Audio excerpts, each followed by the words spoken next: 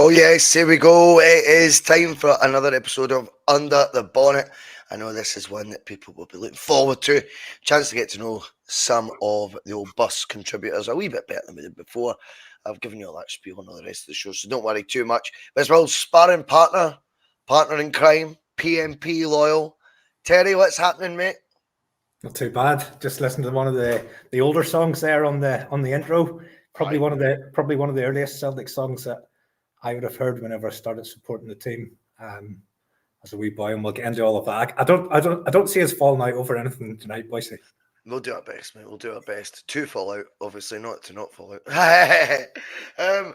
Interesting with that song because it has made a bit of a resurgence of late. It's always puts you in a good mood listening to that one.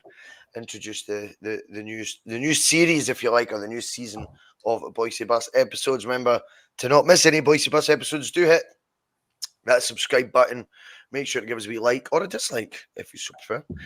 Hit the share button if you've got the time, and if you want to become a Bhoycie Bus member, like so many of you have, $1.99 a month. You can join the likes of Ali, 420 somewhere, Gary Brown, John Mulaney, Phil McGinley. He's describing tonight as box office. I like that, mate.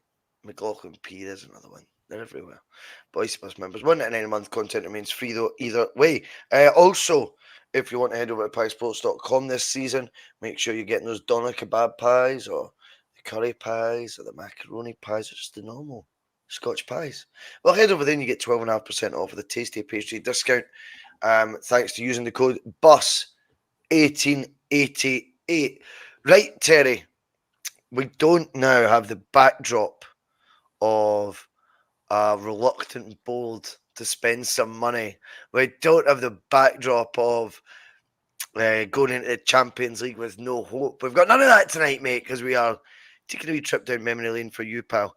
Obviously on the show, we want to start right at the beginning in terms of how you got that bug, how you fell in love with Celtic and all that sort of thing.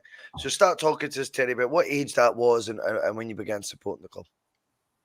I think I was always destined to support the club through my dad, but the earliest age that I can remember taking any interest in what was happening in Glasgow was age 4, age 5, and quite a long time ago, about 42 years ago. But my earliest memory is just my dad with a little transistor radio just about the size of a can of Coke, and he's got it tuned in to 810 medium wave.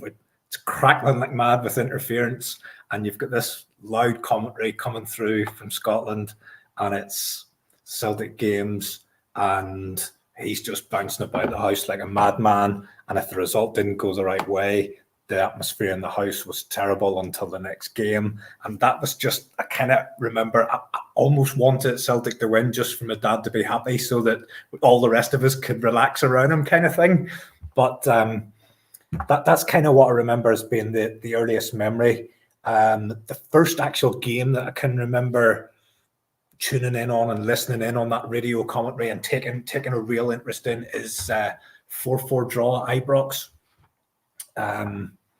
in the mid-80s. So I remember that one. I just remember, again, probably not able to really understand a lot of what was coming through because the commentary was so excitable, as only Scottish football commentators can do. I mean, they make Scottish football. If you just listen to it in the radio, you'd think it was the best league in the world. Oh, it's a heart attack as well, isn't it? They're amazing at that. It just sounded like such an exciting. They make the game sound just so exciting and very, very engaging. And I always remember that from a very young age. I just remember my dad's reactions that day. He's up, he's down, he's up, he's down, and a 4-4 draw. Obviously, as you get older, you know what that feels like, a wee bit like the 3-3 game we had at Ibrox last season there. Your emotions are all over the place. You just complete not a roller coaster. So that's the first game I remember taking an interest in on the radio. Then my dad was obviously very keen. I was the first child in the family, and I was a boy, and he was keen for me to follow in his footsteps and support Celtic. So I remember then it progressing from the radio to television. And that was just coming up to around about the time where I also made my first visit to Celtic Park. But television in them days was not television now. So at that stage, there was no Sky. Sky B did start to introduce a little bit later, and I remember. What year would this be, Terry? Just to keep us on that right track. Year, I'm still in '86 here. So 86, Sky B was a couple of years down the line from there, to the best of my memory. But I remember we started whenever the games were on STV or BBC Scotland, we were able to get them over here in places like Carnlough and Larne and Cushendall, places that were closest to Scotland across the water. So Brendan Rodgers territory, Carnlough, that was a place that we went down to, we visited. So my dad would have drove a van, everybody would have piled into the van. Back in those days, you didn't have to have seats in the back, you didn't have to have seat belts. Van was just full of men of all ages. You headed down. But this was an hour drive. So we were driving an hour just to watch Celtic on the television.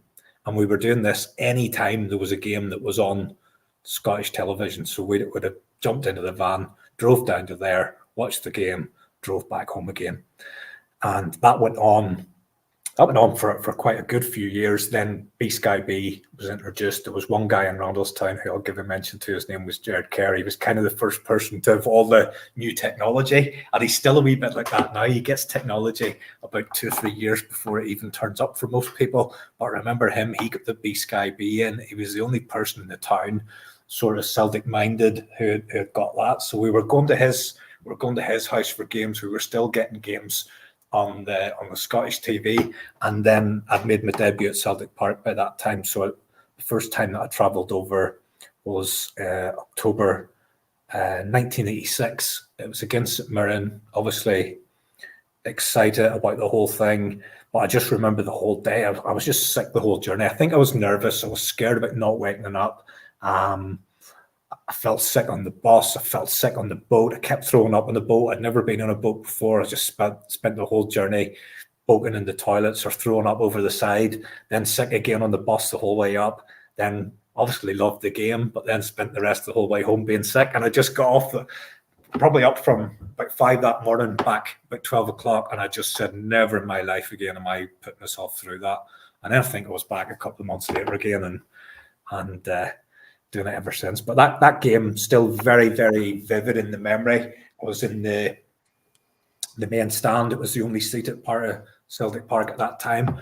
I remember people in front of me were smoking pipes and whatever. There was a real fruity scent or aroma off the pipe, and it was lovely, and everything it was just amazing. I was just awestruck by everything. The players coming out, warming up before the game to the music.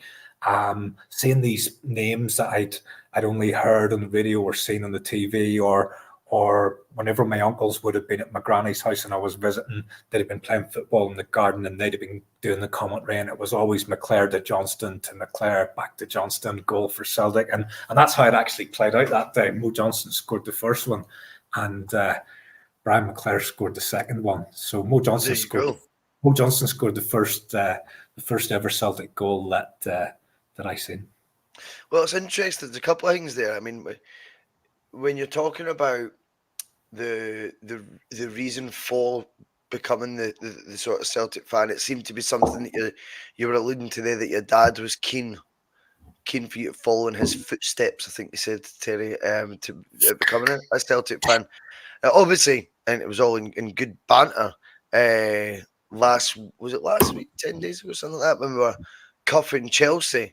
Of course, you were winding up your kids, because the impression I get is they're maybe not so Celtic inclined, and I just wonder from a parent point of view, how important that is to you, or how important a thing that was to you, as in terms of keeping your dad happy, becoming a Celtic fan, and then whether you felt that same desire or urge for them to also then be next in line to support Celtic, or whether your attitude is more just sort of what will be and find your own path.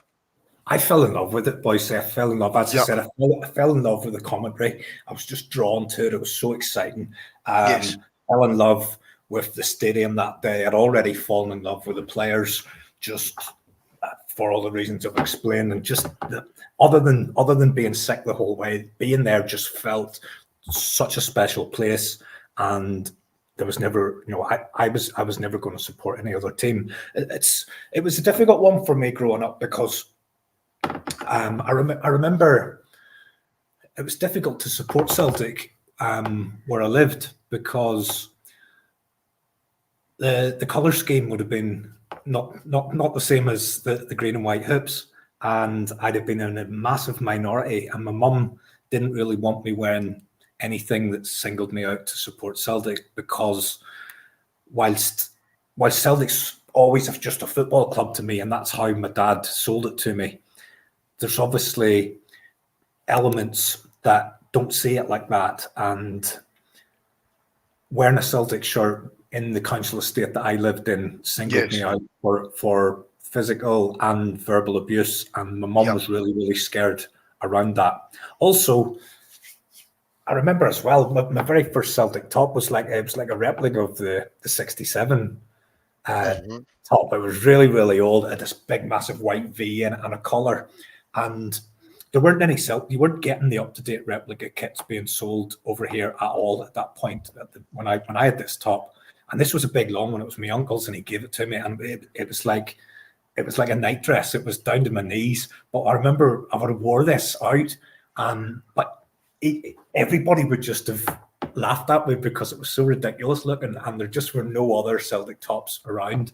Is it something that would be fair to say, Terry? And don't need to go into too much crazy detail into, but is it something that you've maybe been, I'm not saying more conscious of than what your folks were, but just something that when you are conscious of this sort of the aftermath or the baggage that it can bring, if you like, in terms of being a Celtic fan? Now, I know you obviously grew up in a different, your kids grew up in a different street and stuff like that. I'm sure it's a really nice area and stuff, but with that in the back of your mind, you're in it, mate. I'm sure it's nice.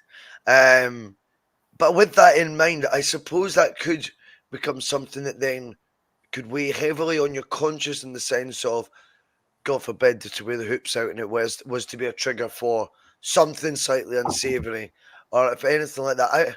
Has that played a factor? Because obviously you've instantly went to it there, that when you were growing up, clearly the thought of wearing the Celtic top is still something that you go straight to when I'm asking you there. So yeah. I just wonder if it's played a small part or any part whatsoever. I just remember me saying, I want to wear my football top. All the other kids wear their football tops, and my mum's going, yeah, but your football top's not the same. And I'm going, yes. What's she talking about, Dad? I just support a football team. Do you know what I mean? And I couldn't. Yeah, there's an innocence that's really I couldn't grasp all of that. And in terms of my boys, so cards on the table. My boys, for whatever reason, support Chelsea. It was a great night last Saturday, 2 Saturday nights. I had a feeling we would turn them over, and I built it up into Battle of Britain. And honestly, we went out for something to eat. The whole thing, it was built up as the biggest day of all time. So we went out, we had something to eat. I sculled 3 or 4 Guinness just to get me in the mood. And honestly, whenever we were 2-3 goals up, I was dancing around the living room, and it got to the point on round about the hour mark where they just packed it in, they took it thick, and they just went to bed. But the thing with my kids is, they will end up supporting Celtic, I think, certainly after last Saturday night. But I always just had this thing in my head, probably a wee bit. It wasn't easy for me growing up supporting Celtic. There were, it would have been much easier to support a Man U or a Liverpool, and totally. your life would have been a lot easier. But I always just, with my kids, I'm very keen for them to make their own decisions as much as possible. And again, even aside from the difficult nature of supporting Celtic because of where I lived and things like that, there were a lot of those years where it was very difficult to support a team that were getting hammered by their biggest rivals and were very unsuccessful. So I've always just said, in terms of football and things like that, they can find their own way. They can support whoever they want. They can do whatever they want.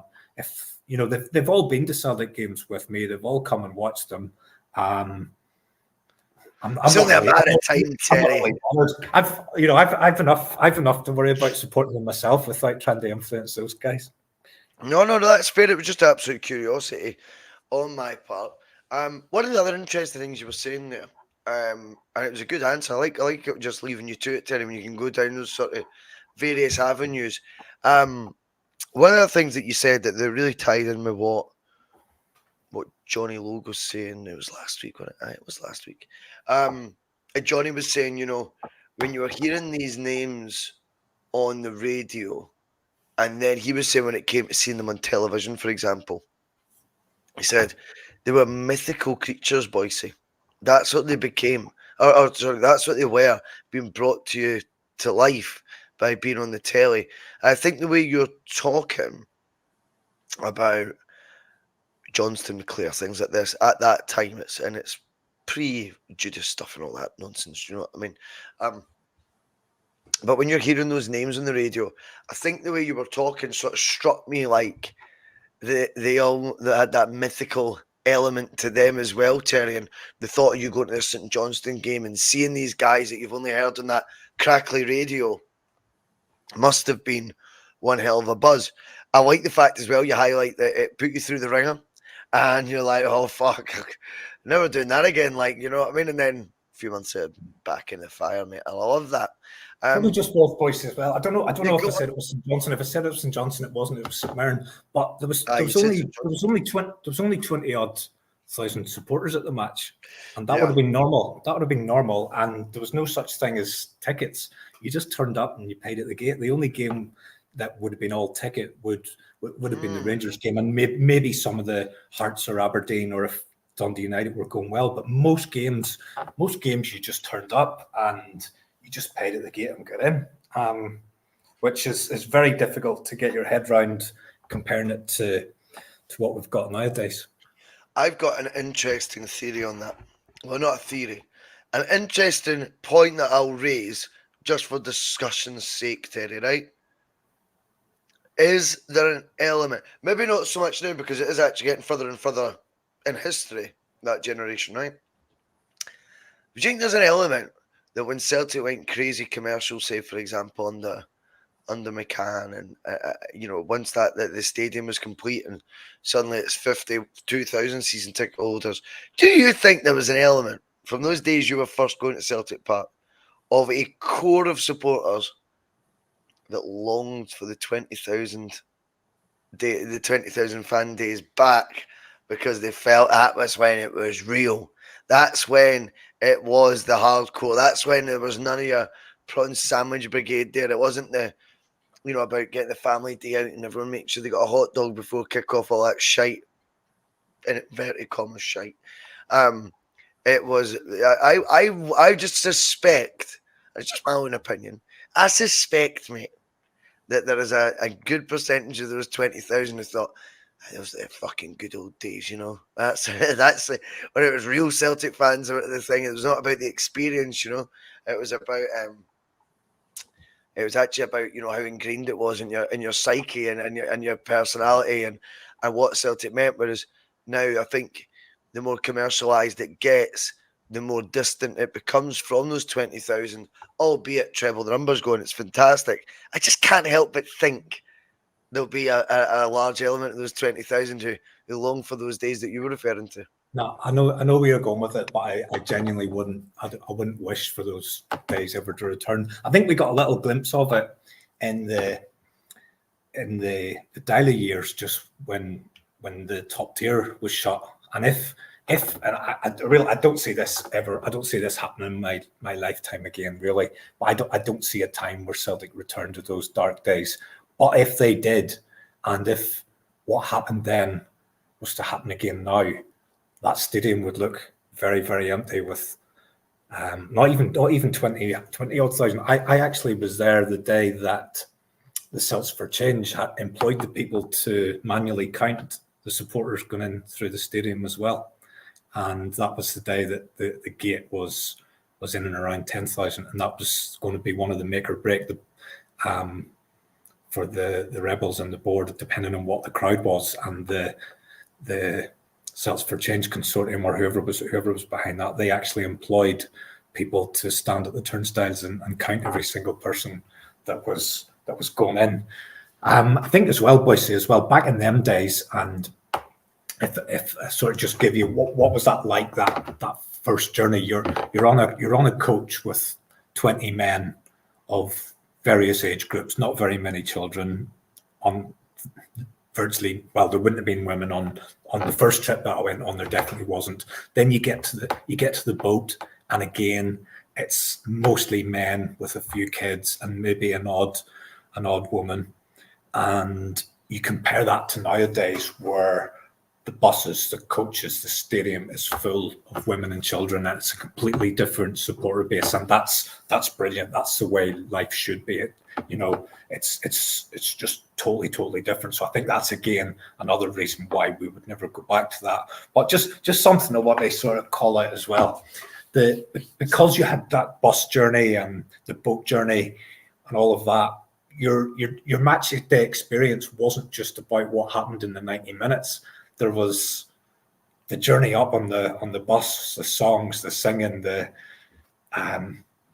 you drive past and there's a Rangers supporter and they're giving you the fingers or they're throwing stuff at your bus, and not all the time, but every now and again. And then the boat journey.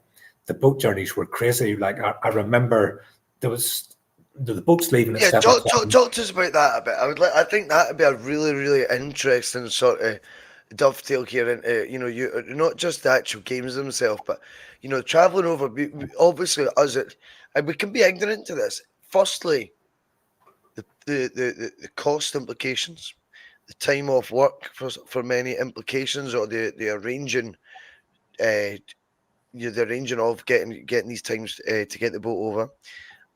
Then you're looking at, for many, accommodation when you're over, and as I say, go back to expense and things like this, and the commitment that all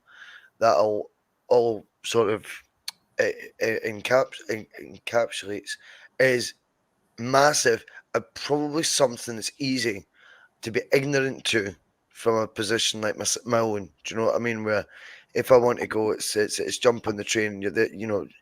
I can be at Celtic Park in an hour, essentially. It's nothing like that for you. But I actually want the insight as well as to what these trips are like, and I think that's what you're alluding to there with the boat journey. Absolutely crazy. So a couple of elements to that. So when I first started going over, obviously I went when my dad could afford to take me. We had quite a large family on one wage, so times were tough, but they always found a way to give us everything that we needed. As I got older and I started earning my own money, and I was single, I was probably going 6, 7, 8 games a season. Then since I got married and I had the boys, and the boys started playing football on Saturdays and Sundays, I'm kind of going 2, maybe 3 if I can squeeze it in. And I look forward to the day when they're growing up and I can start going back again. I think I'd like to go. I wouldn't like to go every week. Now, there's guys that go every week and they've got families and they've got jobs, and I absolutely doff my cap to them. I think that's amazing. I probably wouldn't want to go every single game. For me, it might wear off the novelty a wee bit, but I think something in around 5, 6, 7 a season, if I can get the boys grew up and get a few spare quid, I'd like to go over maybe that kind of amount of times. But going back to the journey then, so we would have had about 45 minutes to get to the boat first thing the Saturday morning, maybe a few guys hanging from the night before, maybe a couple haven't even been to bed. Not really much banter the first part, then you're onto the boat, then the pints start, and at that time the ferry was taking about 3 hours right at the very start. I just remember some of the characters. There was guys. What sort of time is this then? What sort of time you're saying first thing? So half this seven, like 6 7 in the morning. Half 7 boats. in the morning. Half 7 boats. You'd have got collected at about 6 o'clock. But you guys absolutely steaming halfway across the water on the journey over. I remember boys not even getting off the boat, just staying on it and going back home again because they were absolutely pissed. I remember guys that couldn't be found to get them onto the bus. Boys that then, when you do get to the ground, they just go to the nearest pub and they don't even go to the match. People left behind after the game. Just lots and lots of different things. I remember fights on boats. I remember times when Rangers and Celtic supporters ended up on the same boat before some wise person decided that wasn't a good idea. I remember fights between between Celtic fans, people falling out, just because when drink's involved, it doesn't really matter what the crowd's like. There's always an opportunity for it to escalate and go the other way. But sometimes you would have had somebody produced a musical instrument or something, and the whole sing-song got gone, and the boat's rocking at 8:30 in the morning, and you've still another 6.5 hours to go before the main event for the match kicking off. So you had all of that. And then I suppose people really hit their peak back in them days as well. I think it was a lot easier to have a little bit of a swally on the bus on the way up and things. So people kind of hit their peak just around kickoff, and then you were there for the match. Then you had the match, and then it was a sprint. It was a sprint back, and this is something that I always hate it. We had to leave about 10. The guy that ran our bus was absolutely brilliant at his job, and he never wanted to leave anyone behind. But we had to leave 10 minutes early. We had to then sprint like madmen from the stadium down to Nuneaton Street, which was the parking space for my supporters club.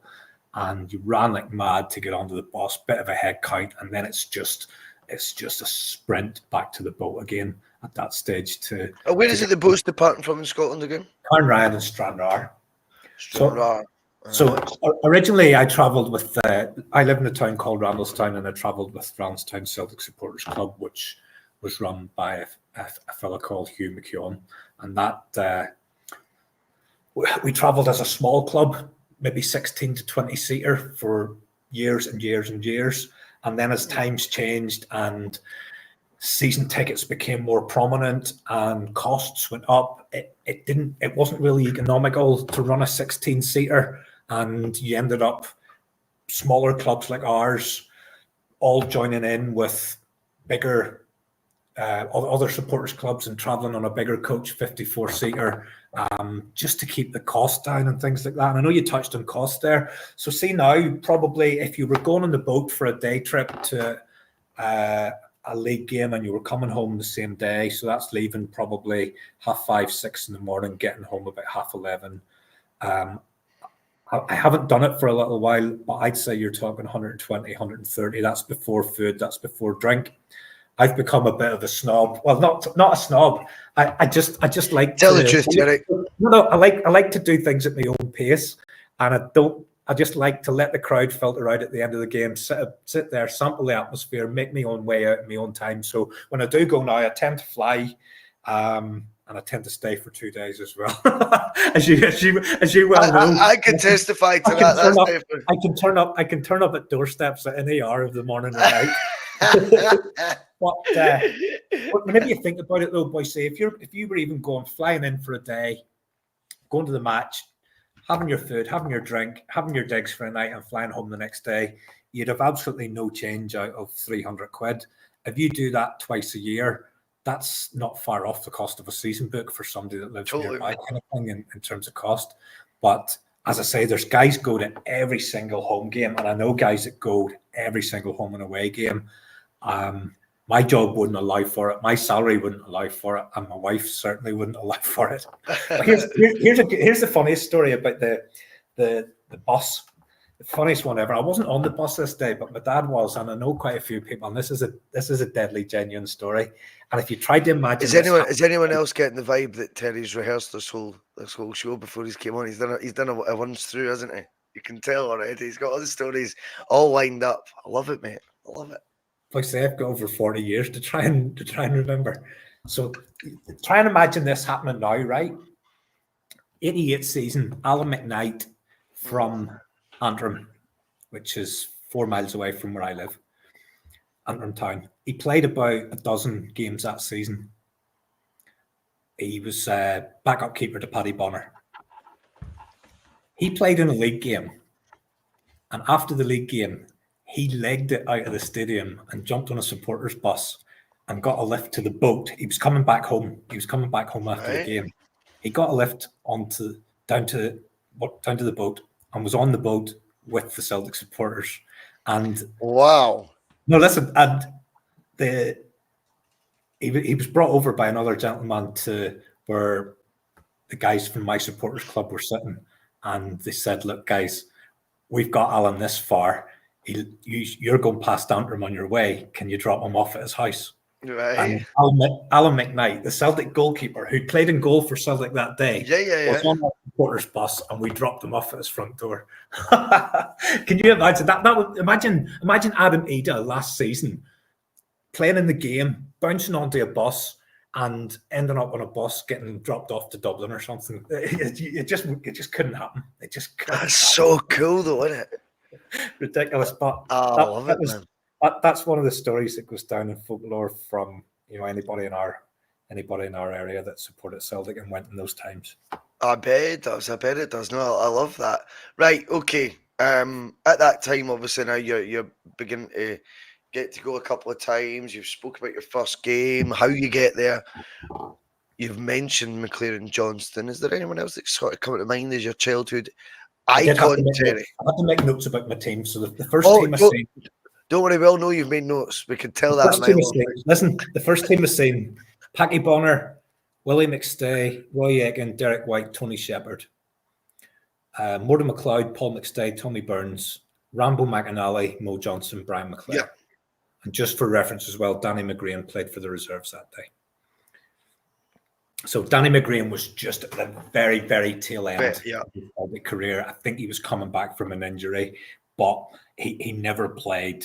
He never played a great deal after that. So I never actually seen McGrain live. But that team, the main men for me were McStay. I have to say Mo Johnson was the one. It was just because he was the guy that scored the goals. He had the bleached blonde hair. He was just so recognisable. It was Maurice Johnston. That was the main man. McClare, McStay, they were the others. Yeah, I think that's fair. I mean, obviously the Johnston thing gets all completely lost now in what happened upon his return to Scottish football. How good a player was he? What was the sort of attributes he had? And where would you rank him if there are some younger viewers watching, perhaps? Even guys of the likes of me and Phil's generation who would have missed that era. I've watched plenty of Celtic videos, DVDs, all that shit, clips on YouTube and stuff. I've seen Johnston, looking a very good player. But what sort of traits do you have? And give us a sort of comparison level-wise with a more sort of modern Celtic player as to where he was at. He was just a goal scorer. I don't remember him being involved very much in the build-up play. I don't remember him having. He didn't have attributes like pace, and he wasn't great in the air. He just was a striker who knew where the right place to be was to get on the end of opportunities, and he was deadly. He was deadly in front. It's the name of the game, isn't it?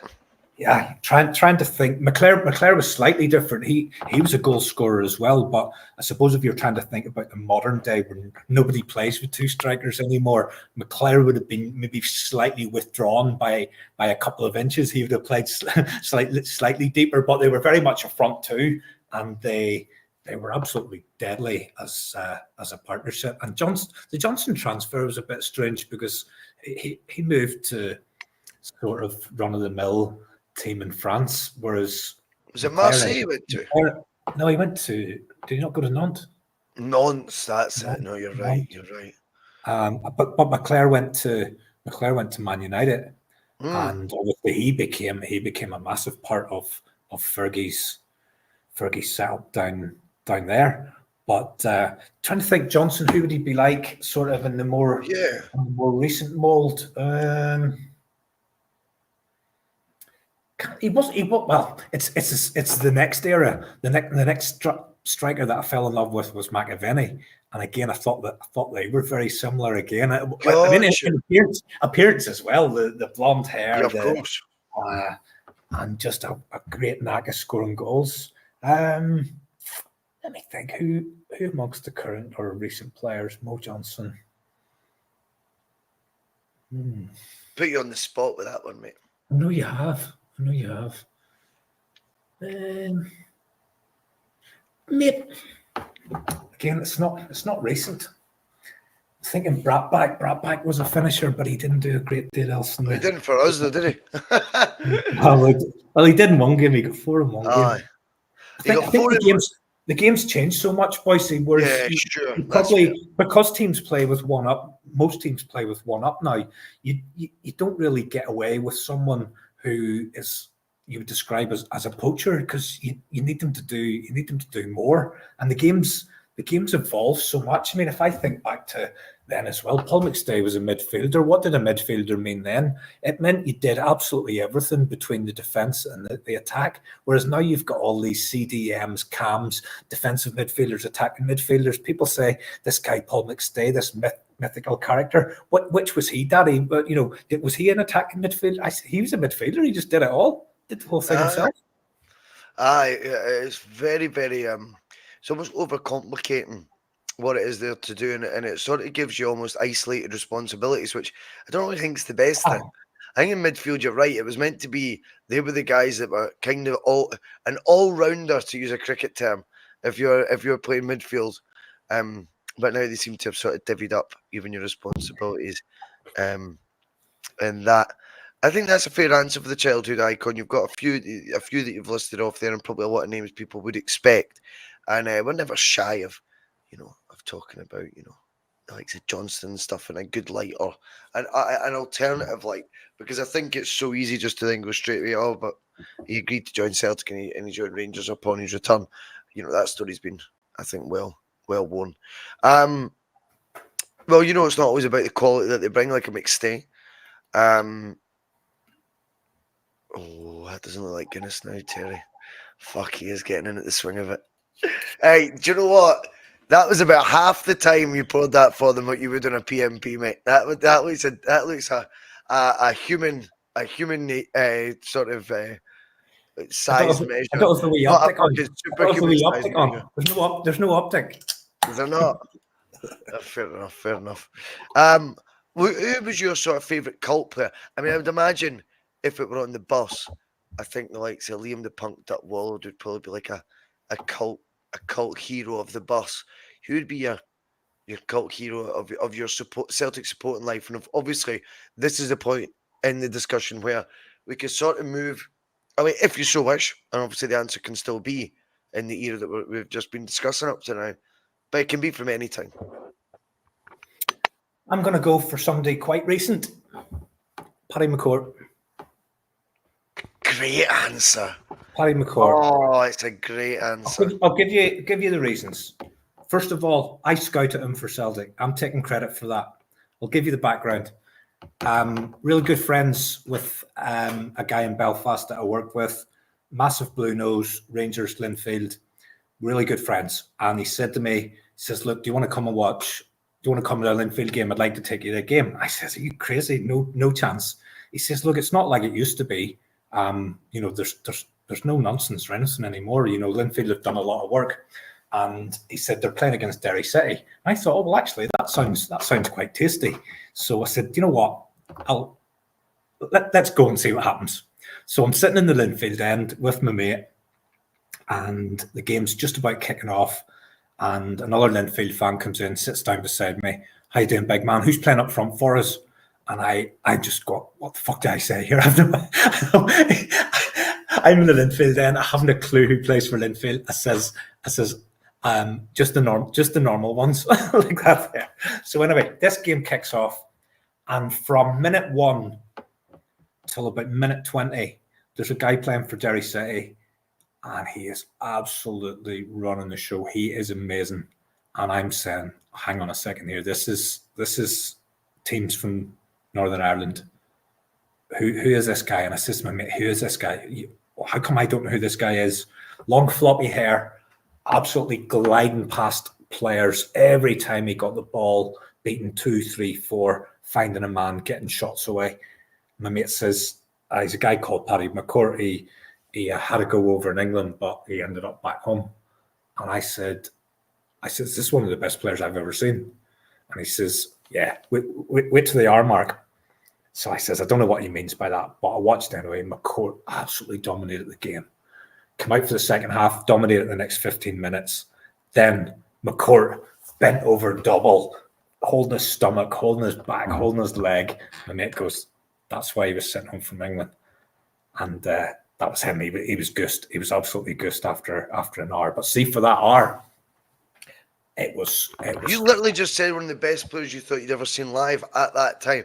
Is that a spur of the moment comment, or when you reflect back, do you think that is one of the best players that you've seen in terms I think you've got to also remember, it's got to Bhoycie, take you by surprise as well, isn't it? The what, environment that you're in. no, you've got to remember the standard of the game as well. So he wasn't playing against players at the same standard as Hibs, Hearts, Aberdeen, or Championship teams in England. He was playing against Linfield, who would have been the best team in the North of Ireland League at that And is time. that sort of a derby sort of match This then? was a cup or something. So Derry City play in the Southern League, but they're actually in the North. But that's a whole different conversation. But this was in the Setanta Cup, as far as I can remember. Setanta Cup, yeah. The Northern Ireland teams and the Southern Ireland teams played in a cup to try. So there's a bit rider on this game, would you say? Then is there a bit of there's a bit of needle? Oh, there was like, you know, the Derry City fans were completely on one side, and the Linfield fans then had the other three, and there wouldn't have been any. You know, you couldn't have got the Derry City fans would have had one road in and one road out, and there would have been police presence and all that kind of thing. I am trying to remember, who did Paddy McCourt play for in England? Rochdale. It was Rochdale, that's right. And do you know what? When you think about it, if ever it were going to work for him over there, you would think someone like Rochdale, with all due respect to Rochdale, might have been the right sort of club to go into, where he would still have that big fish sort of. Aye. Do you know what I mean? Because yeah, go on. When I say it was one of the best performances I've seen, you've got to remember the level that he was playing against. But this was one player on the park who was levels above everybody else. Yes. I just remember thinking, why could this guy not play for Celtic? I mean, why could he not? And then you know, that's me saying a scout at him. Then it transpires that it did work out for him. I suppose then moving on to why he's a cult hero or a cult player and not a best player or a favourite player. And I think he had his own song for a start, so that's always a good sign. He had his own song with the supporters. He was such a talented guy, Bhoycie, but yet he was never taken seriously. He was never seen as a serious option to be a Celtic first team player, despite the fact he had all that talent, despite the fact that 5 out of the 6 contenders for goal of the season one year were all his. Strachan, the day he turned up for training, Strachan turns around and goes, "Who are you?" He hadn't a clue who he was. He had no input into him coming there. Dermot Desmond had brought him over. He turns up at training, this scruffy looking lad, and Strachan just goes, "Who are you?" You remember me saying, I think you'll remember this when I say it, because with a giggle, I said he had the lung capacity of a beetle one night. I think what Paddy showed us and showed every young player is that having tremendous ability isn't enough to make you a professional footballer. If you think back as well, and he was a professional footballer, but I mean to go to the real top. I'm being unfair to him there because he was a professional footballer, and I've seen him on some podcasts recently, and he just sounds like a real genuine down to earth guy that you would love to go for a pint with. But whenever you remember, if you remember playing at school or playing at your boys' club and growing up, you always thought the best player was the player who could dribble round everybody. That was the best footballer. But Paddy McCourt is a real living example around how having that ability on the ball will get you so far, but there's just so many other things now that you need to be a success as a football player. And probably for him, maybe if he'd been born 20 or 30 years earlier where there wasn't the same emphasis on fitness, maybe he would have made it to a much higher level. But I think because of the talent he had, he was so talented. And I remember Scott Brown saying like the ability this guy had in training, just in terms of pure skill, he'd never seen anything like it. But yet he'll never go down. He'll never go down as a great player. He'll not be remembered as someone who made a great contribution for Celtic. But what a talented player that guy was. He was someone as well who, I know I'm biased, I think, when I talk about Lenny at times, but I think Lenny gave him the fairest. What are you having with the vodka? Or what were you having with the vodka? Orange. Just fresh orange? No, Fanta. Fanta, nice. Nice, mate. I'm Nice. just going to take my sleeping tablet here because I'm past my bedtime. Oh yeah, all right, no worries, mate. Right, If I'm not off, give me a shout. That's all we need.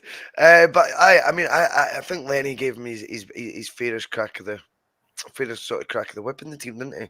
He seemed to be the only one that gave him a sort of 5 to 10 game sort of run in the starting lineup. You know, I Mugger think gave him a run. Mowbray gave him a bit of a run. I remember one night I was we did. at Champions League. He's not the type of Champions League game against Arsenal. Mugger plays in the centre midfield. I remember I was actually, that was one of the games I was at, and I thought McCourt's in centre midfield with absolutely no chance here. Yeah, that's right. We got beat 5-1 off them or something, wasn't it? It wasn't 5-1 that night, but I think it was 5-1 in the other leg. But I mean, again, I know what you're saying about the goals of the season thing as well. That was a great answer. Love it. Best player you've seen for Celtic? Okay. You've got a fair few options here. Yeah. I've had a think of this one. So didn't see McGrain. Tommy's my favourite Celt of all time, and I've seen him a few times, but it was at the end of his career. Roy Aitken, late in his career. The stock answer is Larson. I prefer to go against the grain. The next stock answer is McStay. I'm going to go for somebody who he was only at Celtic for a couple of years. It was close to the time that I started going to watch Celtic. Okay. But he won a place in my heart, and I still fondly remember performances from this guy. I feel as if I'm cheating other players a wee bit because he was only there for 2 years, but I loved the position that he played. He was a centre half. I loved the way he played. He was everything I like to see in a centre half. He was strong. He won absolutely everything in the air. He was a Rolls Royce on the ground. He was brilliant in the tackle. He had so much pace. He was just the perfect footballer, and he played for Celtic at a time when we weren't successful. Although he was absolutely amazing, scored some very important goals against Rangers. Can you guess? Perfect footballer. What position did you say? Centre back. Paul Elliot. Yeah, absolutely. I've heard a few times. Could you imagine if Paul Elliot had Paul McGrath beside him? Paul Elliot, I remember one day when the players didn't rock up in the bus with their headphones on and ignore all the kids. I remember Paul Elliot strolling up one day. This guy strolls up in his suit, no socks on, as cool as you like, stopped, got my photo took with him, got an autograph, everything. And just everything about him just oozed class, especially on the park. And he, as I say, he played for us at a very difficult time when Rangers were dominant, but he was a majestic player. And I know he didn't have the service of a McStay, and he didn't have, obviously, the legacy and fame of Larson, but Paul Elliot always had a real strong place in my heart as an absolutely brilliant footballer that I had the pleasure of watching. And in terms of why he left Celtic, he got a chance to go back to the Premier League. He was keen on getting back into the England squad. So he'd been playing in Italy with Pisa. That's right. We'd signed him from Pisa. So he got the opportunity to go to Chelsea. He probably would have gone anyway, Bhoycie, but at that time, there were a couple of other things that may have played into his decision making. He was just a magnet for yellow cards from referees, and he did speak out about it. And he is quite an outspoken guy, and he's done a lot of stuff for racial awareness in football. That's right. Yeah, I knew that. So he is outspoken. He does speak his mind, and he was just a magnet for yellows. And Paul Elliot wasn't getting a free first one like every other defender was getting. Every single foul Paul Elliot made was a yellow card, and he did speak out at the time, and it was getting to him. And there was also an undercurrent in Scottish football at that time, which again I don't want to touch on it to try and give it any airtime, but I want to try and show how life and society and football have moved on from then. And there was a real racial element with black players back at that time, and Elliot suffered a lot from that. So Elliot at Celtic, Mark Walters was at Rangers roughly around the same time. These guys were getting monkey noises every time they got the ball. I remember Mark Walters at Rangers getting a banana thrown at him from a Celtic supporter and stuff like that. Bhoycie, and just you've seen things like that, and you try to compare it to nowadays, where there's the game and society. They're not perfect nowadays, but if you try to think about what it was like back then for those guys, it's dreadful, and it's just great that things have moved on a wee bit in respect to that as well. They have. My first memories of Paul Elliot are interestingly, this is mad sports scene. It would be Dougie Vipond or Rob McLean hosting, right? And it would be Celtic's run to Seville. And it would be on the BBC because it's UEFA Cup. So in the studio, we would get the Scottish coverage. So I would guess you would maybe get the English coverage if it were like Celtic Liverpool or Celtic against Blackburn. But we were always getting the Scottish studio. So it'd be Dougie Vipond and Rob McLean hosting. And then it would be your two pundits, and it would be, who the hell was it? Who was the main one? Someone can tell me in the comments. But Paul Elliott did most weeks. Celtic were in Europe. And me and my dad used to kill us laughing because every word would have a lay at the end of it. Tactically, mentally, it was just constantly answer. And I always remember, to be fair, Dad saying, what a player he was, by the way. What a player. And his career got cut short. Bhoycie, he didn't actually play much after he left Celtic, so I was obviously gutted he went to Chelsea. But I think in the first season, then he got a career-ending injury. There was a clash with Welsh player Dean Saunders, and that was his career gone. And that there was actually a legal case off the back of that because obviously his career was ended, and I think he took legal action against Dean Saunders at that time. It's a long time ago, but I'm pretty sure that happened. But just, see that run to Seville you're talking about? I wouldn't have seen any of the TV for the home games because I was actually at every round of that. Apart from the game, I think we played Suduva in the first one. Apart from that and the final, I was at all the Celtic Park games that year. There you go. And that run, and again, I had a chance. I had an option to go to the final. But it was going to be a 5-day trip. I just started my job, and I'd been to all the games. It's one of those ones. Will I ever get the chance to go again? And most people probably say, yeah, you just go and do it. But I didn't have the money, and for whatever reason, I chose not to go. And I'm happy enough with that because I think if I'd went and had that disappointment, yeah, I'd still be getting over it now. Yeah, no, I hear you. Worst player you've seen in a Celtic shirt? There's a list. No, fuck. Oh, there's a list. My goodness. Could go on all night. Kazim Richards, Carton Cole, Jeremy Aliadadair. Aliadadair, yep. Yeah, him.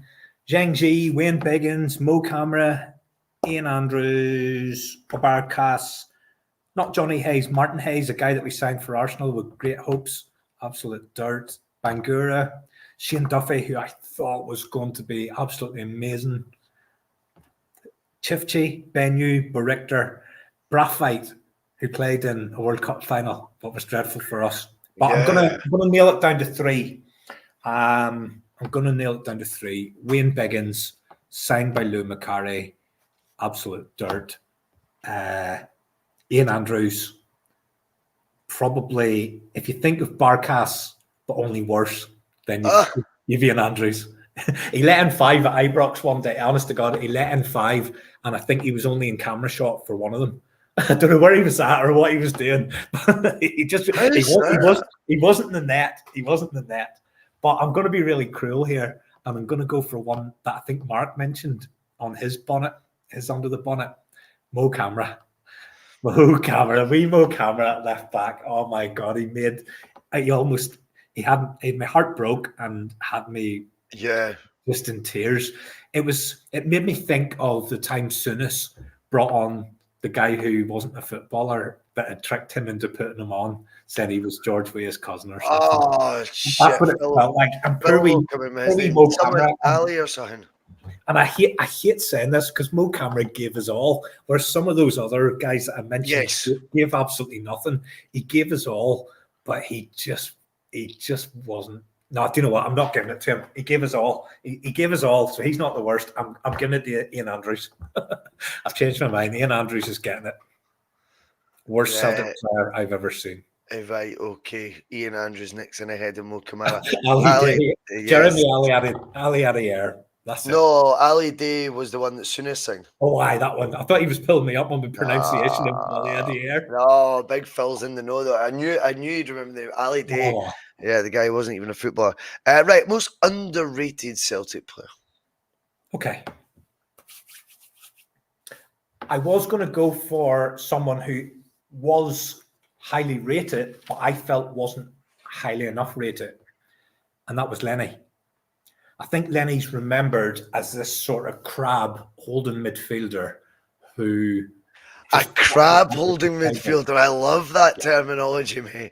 Just going side to side. That's clever. That's how Lenny's remembered. And when people think of that Seville midfield, you've Lambert, the classy European Cup winning player. You've Stilian Petrov, the young Bulgarian, bursting with energy, breaking forward, creative, gorgeous as well.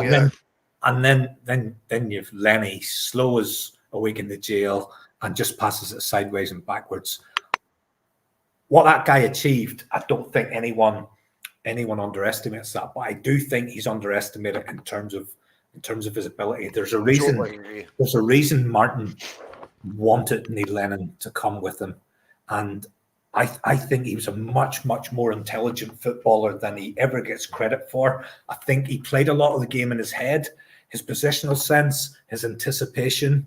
All of those kind of things, that they don't come easy. That's a skill, especially when he wasn't blessed with a yard of pace.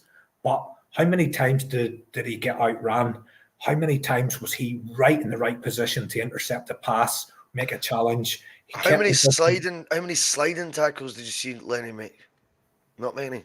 Kept possession, Bhoycie, and I know it sometimes looks easy when you're just recycling the ball, but when Rodri does it for City in Spain, he's a class act.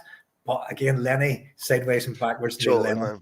You know what I mean? So I think he was better than he got credit for. A couple of others I want to give notable mentions to. Chris Collins, 64 goals in 147 appearances. How many? 64 goals in 147. I actually thought his ratio would be closer to 1 and 2. It's not far off 1 and 2. I thought it was closer. Close to 1 and 2. Again, for a guy perceived to be overweight, no pace, that was some return. A couple of others, James Forrest, we fell out over him on Sunday. I think you missed the point. No, we'll not go there. I think James Forrest's contribution to Celtic over the years probably is underestimated a little bit, because he was James who came through the system and missed a lot of time at the start with injuries. But when he was playing regularly, his goal return was superb as well. A couple of others, Craig Burley, 20 and 64, didn't play very long. Thought he was a very, very good player. Wasn't 97, 98 was crucial. Yeah. He was crucial, but he wasn't the most fashionable. Again, he was missing 2 front teeth. He wasn't the best looking. He then went into the punditry and then probably said things that weren't very complimentary about Celtic, and he kind of gets forgotten. Barry Robson was very key in the couple of years. Love that shout. He was unlucky as well, Terry, because he joins at 29. We should have probably brought him in 2 years earlier than that. He'd been on fire for Dundee United for a good 4-year spell by then. He'd been elevated to their captain at least, I think, 2.5, 3 years by the time he joined us. And he was already, I think, by 29, morphing into more of this. Like when we got Hartley, all the attacking traits they'd been known for were kind of coming out of his game. Not coming out of his game altogether, but sort of, it was more of a balanced version of the player you were getting, whereas the Robson, we remember, was beating a man down the outside on the left, taking every single corner kick for Dundee United, every single free kick, and almost a bit of a flair player who had a bit of dig. And then by the time Robson joins us, he's less and less flair, more about the dig. And he's now moved from out wide left into sort of centre midfield. And I love to have seen him on a run on the left-hand side for spells. Honestly, I think he would have done really well for us had he joined at 26, 27. I still think I still think when he left us, it was the right time. About 31 years old when he went to Middlesbrough. Yeah. If the manager doesn't fancy, there's no point in hanging about. Strachan obviously thought he could get the same out of him. And I think he's well liked at Middlesbrough. Injuries took their toll, but when he did play, I think he got a lot of praise. But I would like to see both sides of him. I'd like to see that, that 10 to 15 goals, 10 to 15 assists, Barry Robson, and then watch him mature into the guy that we've seen sort of help drag us to the 07-08 title from just by rolling his sleeves up and colossal in centre midfield that year, wasn't he? He was, and made a real contribution to that title that we won whenever the news came out that Tommy was sick and stuff. That Barry Robson and Paul Hartley, when they went into that midfield, and Scott Brown was then out of the side. And Donati. Scott Brown and Donati dropped. Yeah. Well, the last three on the list are going back a little bit further. So left back from Poland, Dariusz Dovcek, wasn't as fashionable as Dariusz Jakanowski because Jakanowski played up front, scored the goals, was in the papers for wrong reasons as well as right reasons. Dovcek was more in the background, but absolute wand of a left peg. And had he played for Celtic during a more successful era, he would have been a lot more prominent probably when people think about their memories. But he was a superb footballer. The last two played together. One of them's Mark Reaper, who we signed from West Ham, and he was only with us for a short period of time, but he played in the Janssen team that stopped the 10. And again, that was 97, 98, wasn't it? And then I'm sure he only retires, I think, officially. I want to say it's when O'Neill came in. He got a stupid injury. Yeah, it's like 2 years he was stupid injured before that. You're right. Injured his toe, and that ended his career as well. Yeah, but I think he wasn't even. Was he on the coaching staff under O'Neill? Initially at the start, I've got a feeling he was. That Mark Reaper had a coaching role at the very, very beginning of O'Neill's tenure, or it was under Barnes. But I think he was still a player under Barnes. He was just out injured. I've got a sneaky feeling Mark Reaper, and then it was because I don't think John Robertson, for example, joined Celtic until the season had kicked off. If you remember, I think the season was 1 to 2 months in. Then John Robertson, for example, arrived. So I wonder if it was the same for the other first team coaches. I've got a feeling Big Mark Reaper was on the coaching staff for O'Neill. Well, as a player, again, centre backs have a real focus on centre backs, and he had everything. He had everything again. He probably wasn't as classy on the ball as Paul Elliot, but he didn't make mistakes on the ball. He knew his limitations. He kept it simple. He passed it to a teammate. Very strong in the air, very strong in the tackle, really, really solid. And what you've got to remember at this time, we went to West Ham and signed their best centre back. So who was a Danish international. That would be the equivalent of nowadays of us going and signing your guy Christensen, who was at Chelsea, who would be Denmark's number one centre back. That's what that was like at that time, where we could go to the Premier League and we could sign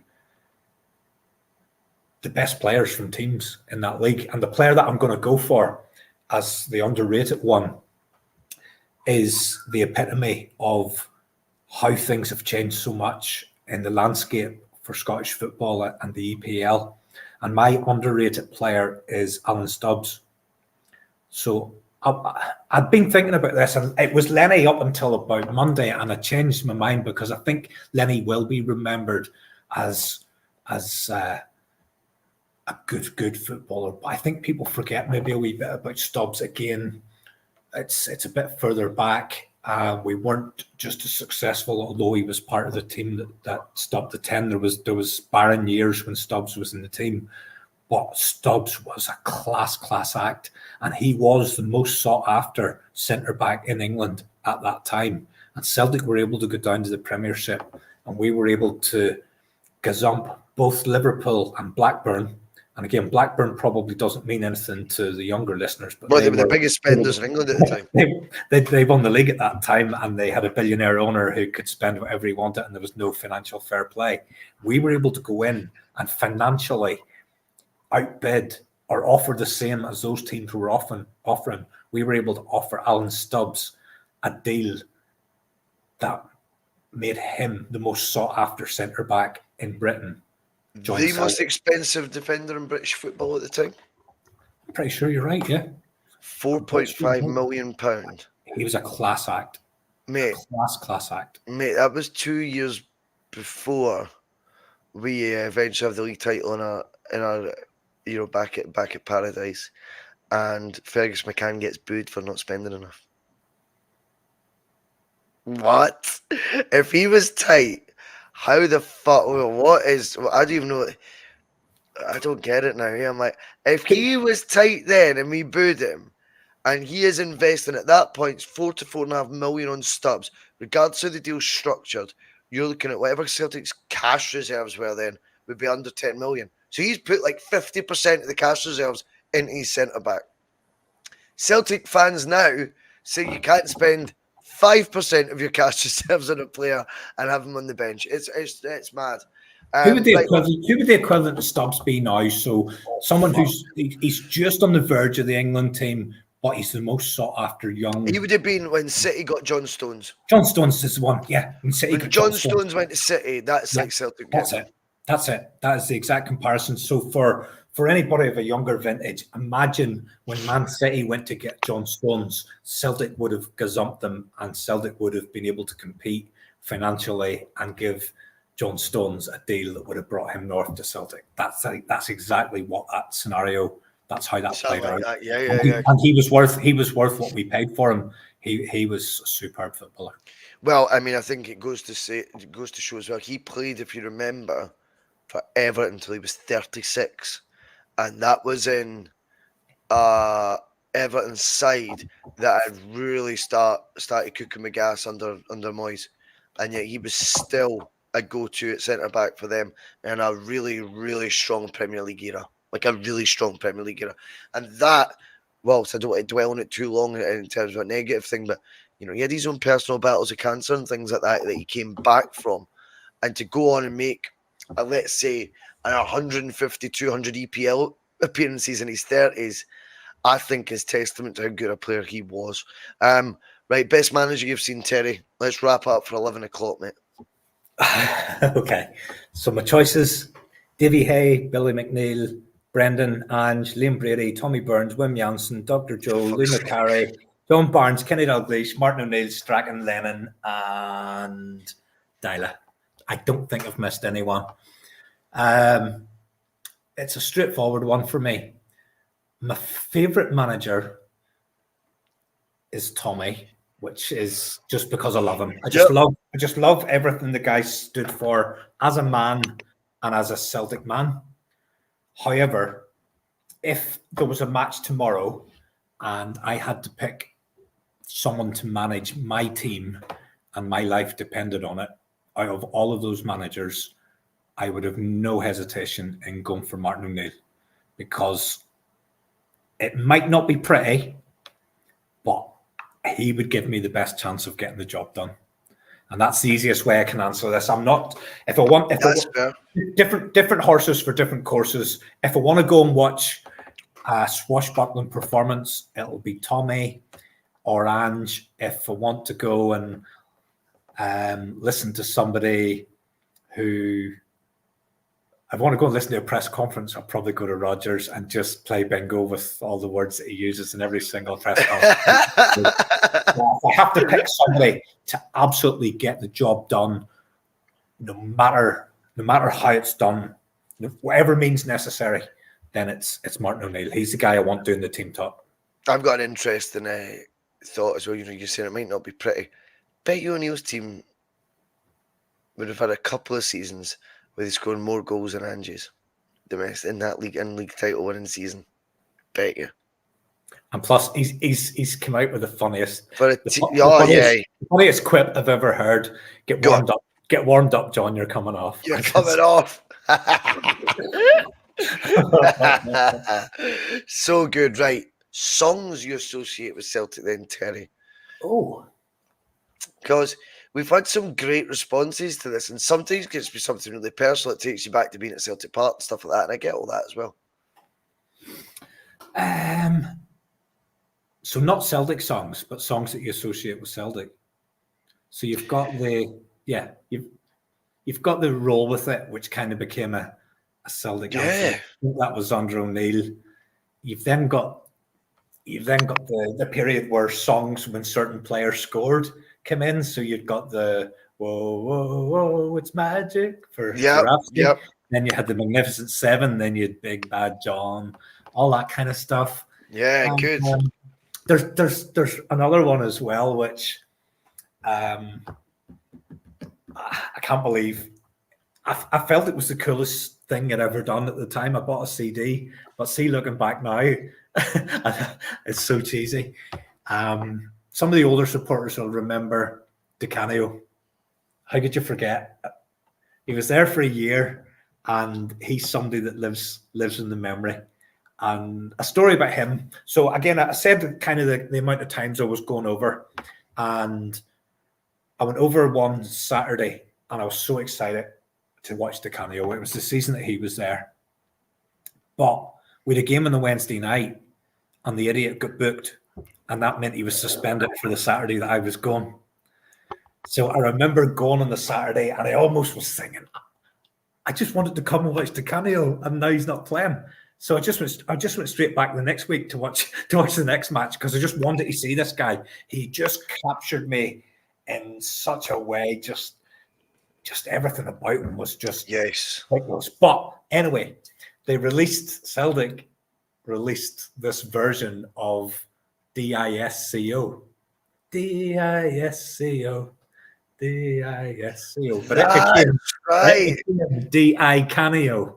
That's right. Celtic are warming up. Right. So the day that I did see him, Celtic are warming up. D.I. Canio is playing. So you don't have Liam on the pitch with a guitar singing all the tunes. You've got D.I. Canio blaring out over the tannoy, and of course Paolo he's doing keep you ups. He's bouncing on his neck. He's flicking it up. He's doing it from one shoulder to the other. And suppose I'm going to go for that one. Paolo Di Canio warming up to D.I. Canio it's so cheesy, but at the time he'd have loved that as well. I thought it was amazing. He would have loved it. Yes, he probably still listens to it now. Yeah, he probably does. To be fair, I'll go for that one. Does. No, that's a good one. I like that. No, I like that. It's a unique answer as well. Right. You said it'd be O'Neill to get you the result that you need. I think that's a fair way to work out the best manager for you. Yeah. Best and worst Celtic side you've seen. It's O'Neill's Seville team. It has to be. They achieved the most. It has to be O'Neill's Seville team without. Isn't it funny you refer to O'Neill's Seville team in a season we didn't win anything? It's O'Neill's Seville team. But they did win. They didn't win the league that season, but they were a successful team, and they got us the furthest in Europe. And to me, and you know this from speaking to me over the last couple of years and getting to know me, I want us to do things in Europe, and you said it. The words you said it, and it's resonated with me. Martin O'Neill gave us a reason to dream, and he showed that it can be done.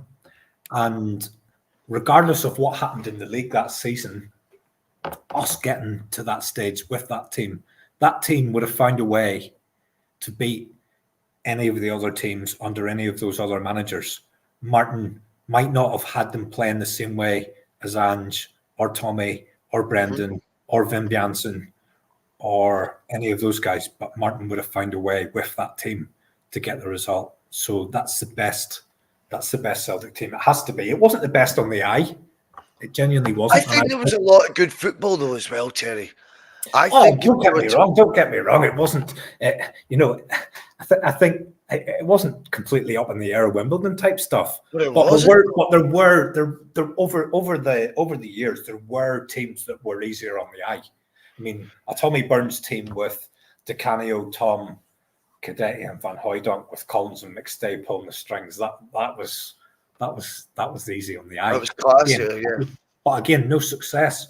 But the one thing probably I do want to say about that is, and obviously Tommy's gone, and he was gone before the whole EBT stuff and everything came out. So, Tommy passed without ever knowing that he was cheated. And that's pretty annoying, because I think on a level playing field, his team would have been much, much more successful, and his period as manager would be remembered in a much different way. But the Seville team, I'm probably over egging it just because Martin was more a motivational manager rather than someone who got the team playing a real classy brand of football. I think his brand of football was to win the match. Do you know what I mean? And ultimately, we'd settle for that every week. Well, the worst team. The worst team. The worst period probably was whenever we had that gate of 10,000 and the Sackley board stuff and all of that. That I was only starting to support Celtic then. I was just trying to understand everything about the club, and you had this going on, and I didn't really understand why are people singing about the Whites and the Kellys. I don't see any Whites and Kellys in the team sheet. I'm watching Johnson and McClare. All the songs are about White and Kelly, and it wasn't exactly those names, but that kind of thing. I was trying. I couldn't work out why what I was looking at on the pitch wasn't the focal point of what the supporters were trying to do on that day and things like that. But I still wouldn't say it was the worst team. I'm trying to think. When the team was finishing 4th and 5th in the league, that would have been the worst team. And I probably need a bit of help in trying to work out when that was. But, it wasn't just Celtic were finishing behind Rangers every year. During that period, Celtic were finishing behind Rangers, Aberdeen, Hearts, Dundee United, Motherwell. And we were finishing 5th. Yes. And that's very, very hard to get your head around. And if Celtic will never finish 5th again in my lifetime, or yours, or anybody who's sitting watching this. No. So I don't know the exact. In a different league. I don't know the exact dates. I don't know the exact team. But wherever that period, it's got to be in and around the. It's got to be in and around the takeover. It's got to be the. Is it Liam Brady time? Lou McCarry time? Yeah. I'm not certain. But whatever Celtic team was finishing 4th and 5th, they were the worst. See, I get that, but I think there were still some individual players who I thought were absolutely brilliant at that time. I look at that Ronnie Dyler's second season, and I still just go, Cal McGregor wasn't Cal Mack that he is now. He was Cal McGregor then, he wasn't Cal Mack for a start. Do you know what I mean? Kieran Tierney was a shining light, but he was fucking 18, 19. And the rest of the team was really devoid of that level of player that you were looking for. I think Commons and Griffiths were maybe your sort of best two players. I look at Commons and Griffiths being your best two players, and at that point in the team, and I compare that with Collins and McStay being your best two players in a period, and it does sound to me like you've really downsized there in essence. However, I would also argue, I would guess Scottish football would have been a stronger league in the 90s time than it would have been in the spell Ronnie Dyler was in charge of Celtic. So, it would have been probably, if you put Dyler's second season team into that same campaign, we finished 4th or whatever, Terry, they'd have probably done the same, if not finished below that, because you didn't have a manager then that would get the result you required. And I don't even think we could have relied on the moments of quality as much as you could rely on those from Collins, McStay, who were really bona fide quality players that could walk into any Celtic team. I think Commons, Griffiths are very good Celtic players for short spells, but don't get into Celtic squads in any era whatsoever. So anyway, that's just my wee take on it. Right, Terry, I know you give your opinion week on week, but we do like to round off. And I think it's important to round off with this because whilst you look into the past, I think there's an element of Celtic that would love these shows just to stop right now. Thank you for talking about all those great memories, Terry. Thank you. I think it's the wee spin that we've done on this where we go, right, now we've got a picture of what it looks like to Terry in terms of the style of football he's looking for. He wants a winning team. That seems quite apparent. We look at the legacy of quality strikers that you've seen, and you've named so many, right? You've given us a sort of full prism from when you started going back all the way back in 86. And now we can look at Celtic in 2024. I mean, that's a long way away. That's 38 years, Terry. If Celtic came and striding forward at the pace or with the purpose you would have expected them to, what are your views on this 2024 version of both Celtic as a club and, if you want, the team as well?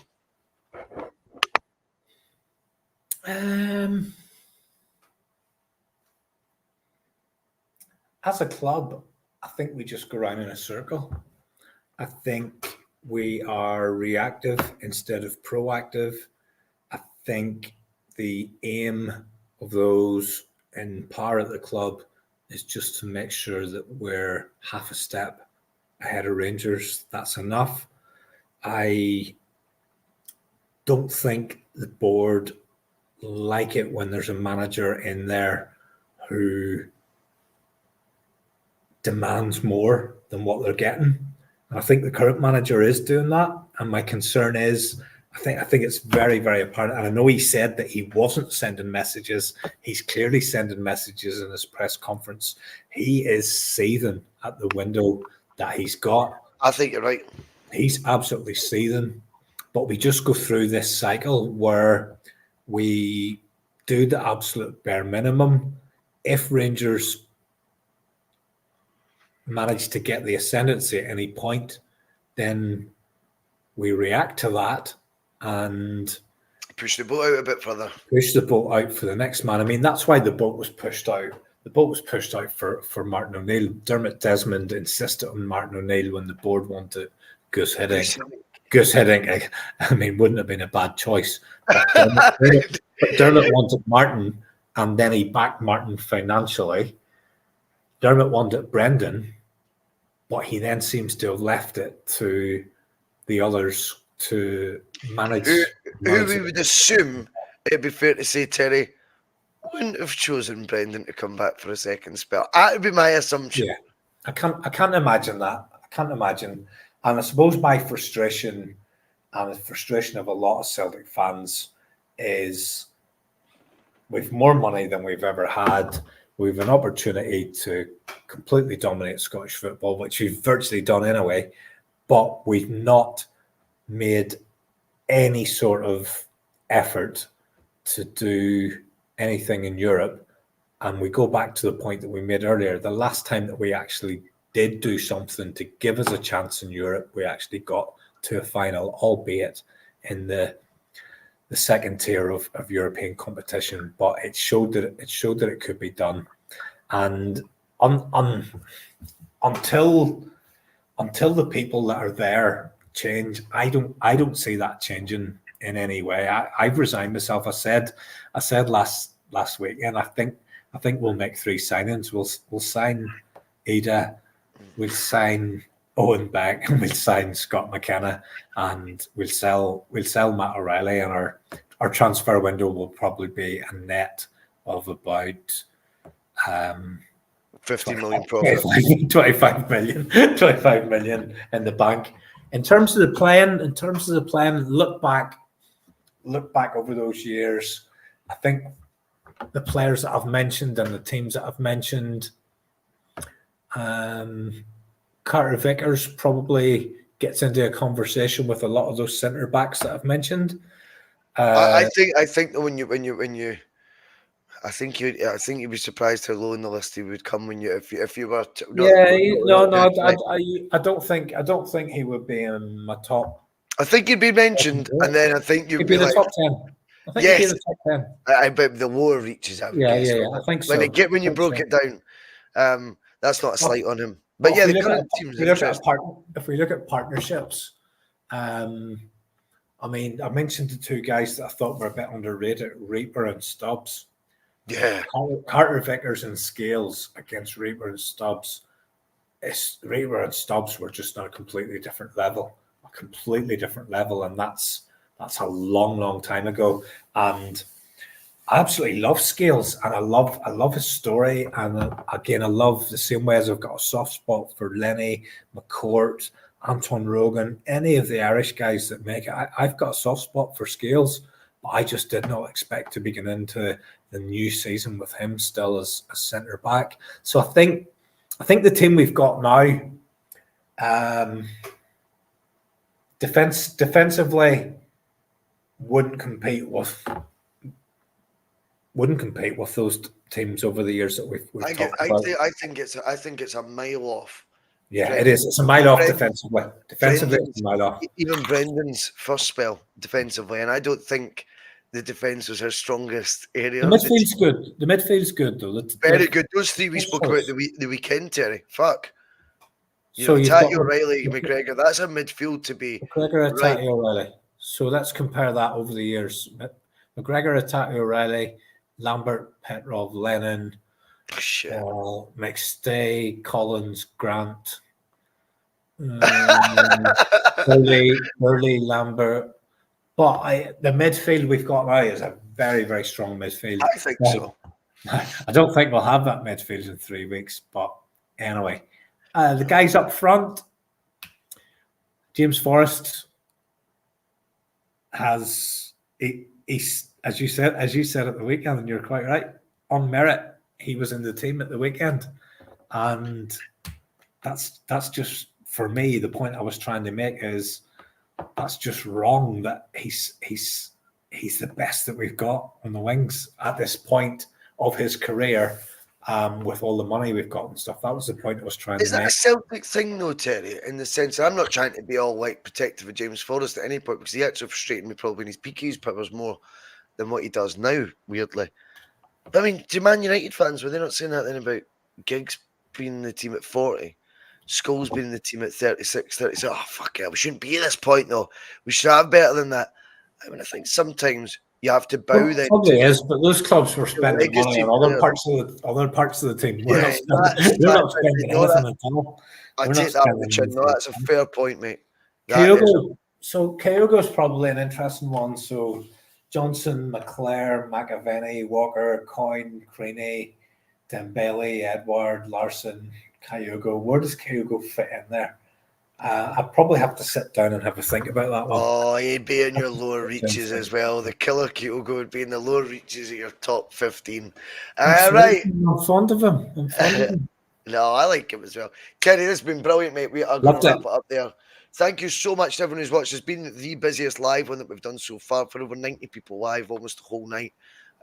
Certainly a minimum of 85 watching at all times. So big thanks to all who have joined us tonight for the Under the Bonnet show. Big Terry, I know you're back to work tomorrow, so as am I, mate. So let's go get some kip. Not in the same bed. See you the weekend.